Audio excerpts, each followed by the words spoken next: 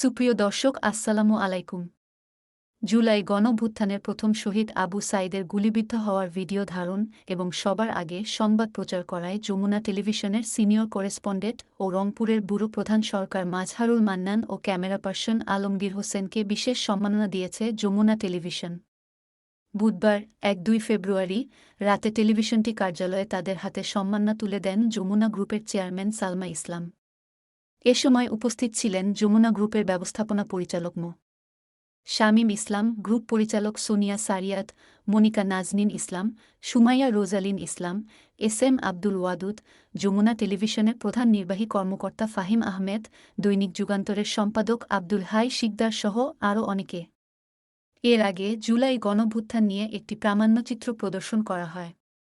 এদিন পিঠা উৎসব ও সাংস্কৃতিক অনুষ্ঠানের আয়োজন করে যমুনা টেলিভিশন। এতে উৎসবমুখর পরিবেশে অংশগ্রহণ করেন প্রতিষ্ঠানটিতে কর্মরত সকলে। জুলাই গণঅভ্যুত্থানে যমুনা টেলিভিশনের ভূমিকা তুলে ধরে যমুনা গ্রুপের চেয়ারম্যান সালমা ইসলাম বলেন, বৈষম্যবিরোধী ছাত্র আন্দোলন অনেক কষ্টের ভেতর দিয়ে সফল হয়েছে। এই আন্দোলনে যমুনা টেলিভিশনের সাংবাদিকরা জীবনের ঝুঁকি নিয়ে সবার আগে সংবাদ সংগ্রহ ও প্রচার করেছে। যমুনা টেলিভিশনের প্রশংসা শুনে আমাদের গর্ব হয়। এখানেই শেষ নয়, এই সফলতা সবাইকে ধরে রাখতে হবে। যমুনা টেলিভিশনকে সামনের দিকে এগিয়ে নিতে হবে। যমুনা গ্রুপ আপনাদের পাশে ছিল এবং আগামীতেও থাকবে।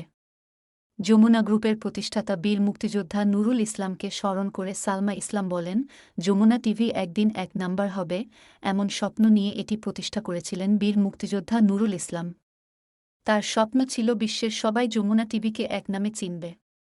সত্যিই আজকে যমুনা টিভি নাম্বার 1 হয়েছে এবং মানুষের হৃদয়ে স্থান করে নিয়েছে। যমুনা গ্রুপের ব্যবস্থাপনা পরিচালক মো. শামীম ইসলাম বলেন, অনেক দিন আমাদের সংবাদ মাধ্যমের কণ্ঠ অবরুদ্ধ ছিল। এখন গণমাধ্যম অনেকটাই স্বাধীন। এই স্বাধীনতা পাওয়ায় আমাদের দায়িত্ব আরও বৃদ্ধি পেয়েছে। ঐক্য, সততা ও দায়িত্ববোধ ধরে রেখে আরও এগিয়ে যেতে হবে।